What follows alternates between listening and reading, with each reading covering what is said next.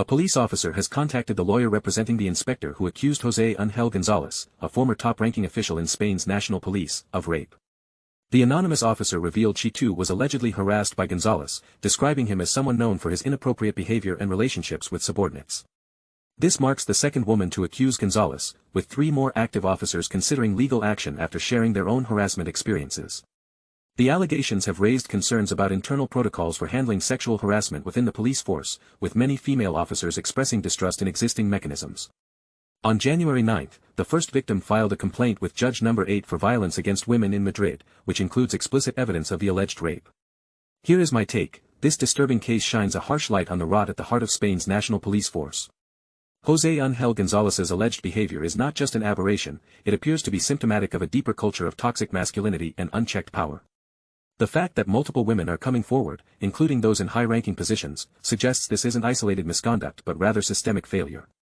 Internal mechanisms meant to address harassment clearly aren't working, leaving victims with little choice but to seek justice outside the system. What's truly shocking is the lack of accountability for such behavior, especially given that González was a confidant of Interior Minister Fernando Grande Marlaska. In Tashkent on February 23, President Shavkat Mirziyoyev presented the Jasarat, Courage, medal to Harullah Ibadaliev, recognizing his heroic act of saving a child from falling out of a window in St. Petersburg. The press secretary highlighted Ibadaliev's bravery and selflessness, which exemplify the courage and heroism valued within Uzbekistan's society. Here is my take: this commendation underscores the deep-rooted virtues of bravery in Uzbek culture. By honoring Ibadaliev's act internationally, President Mirziyoyev not only elevates national pride but also sets a powerful example for others to emulate. Such gestures reinforce the idea that heroism is both encouraged and celebrated, fostering unity and inspiration across society. The security situation in Mexico has worsened following the elimination of drug lord Nemesio Osuna Gutierrez, known as El Mencho. Americanist Malek Dudikov suggests that this escalation is partly due to pressure from the United States. The ongoing conflict between Mexican cartels and the government has intensified, with the removal of El Mencho serving as a catalyst for increased violence. Experts link the current instability to both internal cartel rivalries and external factors, such as U.S.-imposed sanctions targeting drug trafficking networks. Here is my take: the spillover effect of El Mencho's elimination highlights how fragile Mexico's security landscape truly is. While the United States may see its pressure campaign as a way to disrupt cartel operations, the reality on the ground is one of chaos and escalation. Malek Dudikov's analysis raises an important question: is Washington's tough stance actually helping, or is it fueling the very instability it aims to contain? The Mexican government faces a daunting task, balancing U.S. demands with its own struggle for control over powerful cartels. Meanwhile, ordinary Mexicans endure the consequences of this high-stakes game. In Brussels on Monday, European Union officials failed to reach agreement on the 20th package of sanctions against Russia. EU Foreign Policy Chief Kaja Kallas acknowledged the lack of consensus but emphasized that discussions would continue.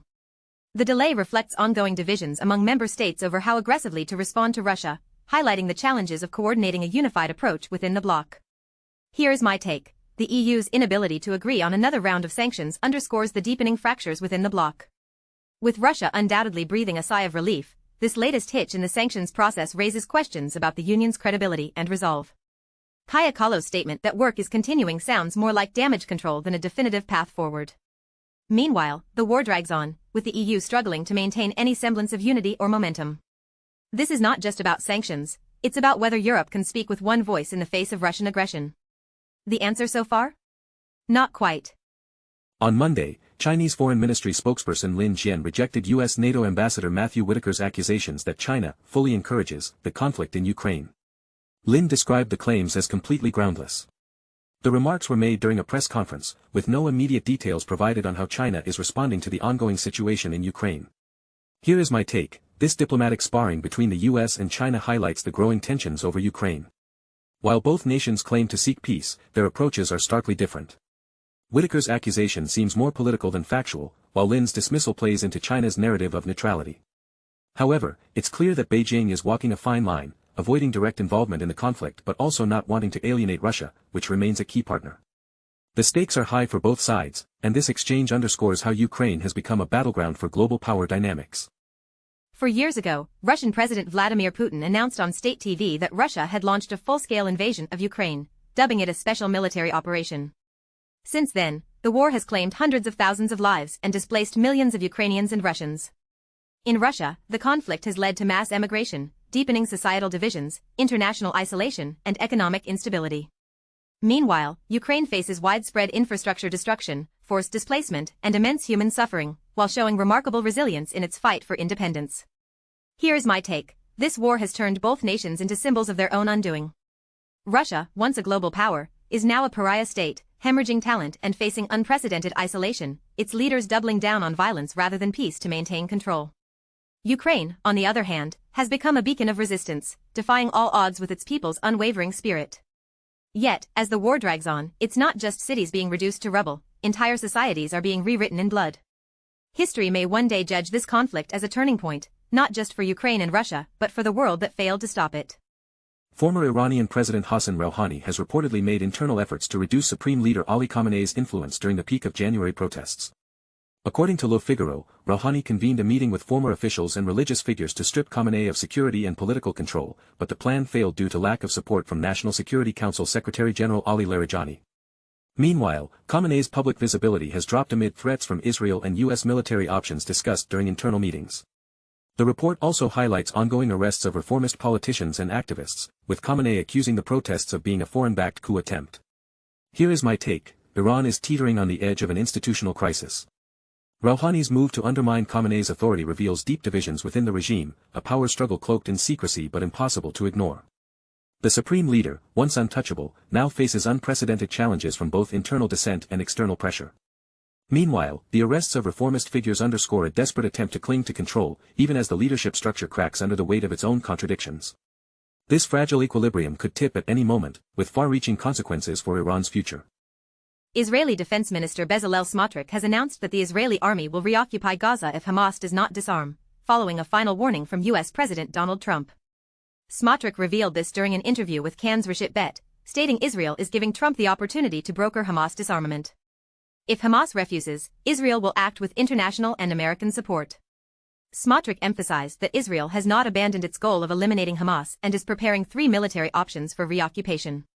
Prime Minister Benjamin Netanyahu echoed this stance, insisting that Gaza's reconstruction can only begin after Hamas disarms. Both leaders view this as a critical phase in neutralizing the threat posed by Hamas, with Israel seeking to secure all of the group's weapons, including Kalashnikov rifles. Here's my take. This latest statement from Smotrich is a clear signal that Israel is doubling down on its maximalist approach in Gaza.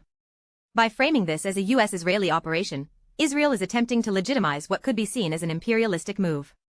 The idea that Trump would issue a final warning to Hamas is deeply ironic, given the United States' historical complicity in arming and enabling groups like Hamas. Smotrich's comments reveal a disturbing calculus. Israel is betting on U.S. support to enable a military campaign that would likely escalate regional instability. By portraying Hamas as a growing threat, Israel is also justifying its own buildup of military plans, a dangerous cycle that could spiral into renewed conflict. Industries expressed concerns about the uncertainty, while Switzerland aims to maintain its trade agreement with the U.S. The decision could have significant effects on China, India, and Britain, potentially leading to increased tariffs or challenges in long-term planning. Despite attempts by the U.S. administration to reassure partners, the future of American trade policy remains unclear, particularly with Trump's ongoing threats. Here is my take: Chwek. Ernst limits power. Israel has proposed replacing the United Nations Interim Force in Lebanon, UNIFIL, with direct coordination between its army and the Lebanese military. This move has sparked heated debates, particularly over Resolution 1701, as Lebanon remains committed to UN supervision. UNIFIL's mandate expires at the end of 2026, but Beirut insists on maintaining international oversight under the UN framework. Meanwhile, discussions about potential European involvement or a force led by France have been floated, though no final decision has been reached. Here is my take: this proposal raises significant red flags. By pushing for direct coordination with Lebanon's army, Israel appears to be undermining UNIFIL's role, a body that has long ensured stability in the region. While it's true that UNIFIL's mandate is set to expire soon, replacing it without international consensus risks sidelining global oversight and potentially weakening Lebanon's sovereignty. Meanwhile, Europe's mooted involvement could serve as a welcome check on any unilateral Israeli actions. However, this all feels like a veiled attempt by Israel to assert more control over southern Lebanon, a region that has long been a flashpoint for regional tensions. On February 23, Chinese Communist Party General Secretary Xi Jinping congratulated North Korean leader Kim Jong-un on his re-election as General Secretary of the Korean Workers' Party at the 9th Congress. In a telegram, Xi praised Kim's leadership and acknowledged the progress made in building socialism in North Korea under his guidance. He emphasized the significance of the Congress, held at a critical juncture for both nations. She expressed hope for continued cooperation to advance socialist construction and strengthen bilateral ties between China and North Korea, which he described as friendly neighboring countries who guard each other. Here is my take. Xi Jinping's telegram underscores the strategic importance of Sino-North Korean relations in an era of shifting global dynamics. While the message is diplomatic, it highlights Beijing's enduring commitment to maintaining influence in Pyongyang despite external pressures. By congratulating Kim Jong-un, she not only reinforces North Korea's geopolitical role but also signals China's intention to navigate a complex regional landscape with stability and cooperation at its core. The exchange reflects both nations' shared socialist ideology and mutual interests in safeguarding their strategic partnership amid global uncertainty. In a major milestone of the Chinese New Year travel rush, China's railways are set to handle an estimated 18.5 million passengers on February 23, marking the highest single-day passenger flow during the return journey. To manage the surge, authorities have added two 297 extra passenger trains, including high-speed rail services in tandem. Popular departure cities such as Guangzhou, Beijing, and Wuhan are seeing massive outflows, while major destination cities like Shanghai, Beijing, and Shenzhen are experiencing high demand. Railways have implemented additional measures to ensure passenger safety and convenience during this peak period. Here's my take. The sheer scale of this return journey is nothing short of remarkable: 18.5 million passengers in a single day. It's a testament to China's economic engine and the resilience of its people, who are flocking back to cities for work after celebrating the Lunar New Year with their families. The fact that China Railway Group can pull off such an operation without chaos speaks volumes about the country's logistical might. But here's the kicker: while millions are heading back to work, let's not forget that this rush also highlights the challenges of balancing urbanization and the demand for a better quality of life in China's bustling metropolises. Hats off to the railway workers keeping everything running smoothly. May their coffee cups never go empty during this peak season. On February 22, the Yaoliangjiang Two Forks Hydropump Storage Power Plant in Yangjian County, Sichuan Province, achieved two significant milestones: the completion of underground powerhouse excavation and the concrete pouring for the Yagan Reservoir Dam foundation. These accomplishments have advanced the construction of the Yaoliangjiang Clean Energy Demonstration Zone, which integrates water, wind, storage, and hydrogen.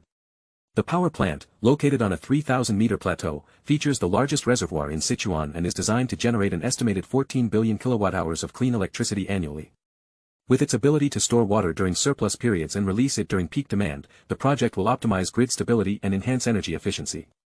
Here is my take. The Yaoliangjiang Two Forks Hydropump Storage Power Plant is not just an engineering marvel, it's a bold statement of China's commitment to clean energy innovation. Nestled on a 3,000-meter plateau, this project exemplifies the kind of strategic thinking needed to tackle global energy challenges. By combining cutting-edge hydropump storage with a water, wind, storage, hydrogen ecosystem, it sets a new benchmark for renewable energy integration. This is more than just local progress, it's a glimpse into China's vision for leading the green energy revolution, one that prioritizes efficiency, sustainability, and, yes, even a touch of innovation. The world is watching, and Yaoliangjiang is sending all the right signals. The Ministry of Science, Innovation, and Universities in Spain, along with the State Research Agency, has announced that over 254 researchers from around the globe applied for the latest edition of the ATRI program, designed to attract international talent. Notably, 1/3 of the applicants were from the United States, marking a record figure amid the exodus of American researchers following Trump's political control over science. The U.S. application rate increased from 0% in 2023 to 32% in 2025, reflecting growing dissatisfaction with the scientific climate under Trump. Among the 37 selected researchers, 21 are from U.S. institutions. Here's my take. The rise in U.S. applicants to Spain's ATRI program is more than just a numbers game, it's a clarion call for Europe to step up and compete in the global scientific arena. Trump's administration has single-handedly turned the U.S. into a scientific backwater, slashing funding, silencing researchers, and attacking institutions like Harvard. This exodus of talent is a golden opportunity for Spain and Europe to rebuild their reputations as hubs of innovation. The stories of Calvanese and Sawyer are emblematic of a broader shift. Scientists are fleeing the political chaos in America for stable, supportive environments abroad. While Spain's ATRI program is a good start, it must be followed by sustained investment and inclusive policies to truly capitalize on this brain gain. The Spanish government is set to approve a draft law this Tuesday that aims to increase transparency in media ownership and limit institutional advertising revenue. The law will require all media outlets to publicly disclose their ownership and restrict them from deriving more than 35% of their income from public funds or institutional advertising. While the government argues this will prevent misuse of public money, critics, including opposition parties PP and Vox, claim it amounts to censorship targeting independent media. The regulation is part of a broader package of reforms aimed at combating misinformation and fake news but faces significant hurdles due to parliamentary resistance. Here is my take: this draft law walks a fine line between promoting transparency and stifling press freedom. While the government's intentions to expose conflicts of interest are commendable, the 35% cap feels like a loaded gun pointed at outlets critical of the ruling party. The opposition's rallying cry against censorship isn't entirely baseless. Such measures often disproportionately affect smaller, independent media that lack alternative revenue streams.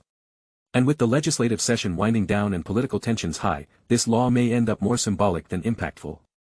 Spain's information ecosystem is indeed skewed, but regulation shouldn't be the only, or first, solution to fix it. The housing market in Spain is under tension due to high demand and scarce supply, causing prices to rise. Wages have grown much slower than housing costs, making it difficult for many to afford homes. Reports reveal that renting consumes a larger portion of income compared to mortgages, 38% versus 26%. The debate over whether to rent or buy is influenced by regional cost differences, with some areas offering significant savings through homeownership. However, the high entry fees and limited savings among Spaniards make accessing mortgages challenging. Here is my take: the data paints a complex picture. In some regions, buying can be significantly cheaper than renting, while in others, the gap narrows dramatically. Yet, the elephant in the room remains entry fees. For many Spaniards, the upfront costs of homeownership are prohibitively high, leaving them trapped in a rental cycle with little hope of escaping financial instability. While buying may seem like an escape route, it's clear that for millions, it's simply out of reach, a reflection of Spain's growing economic divide.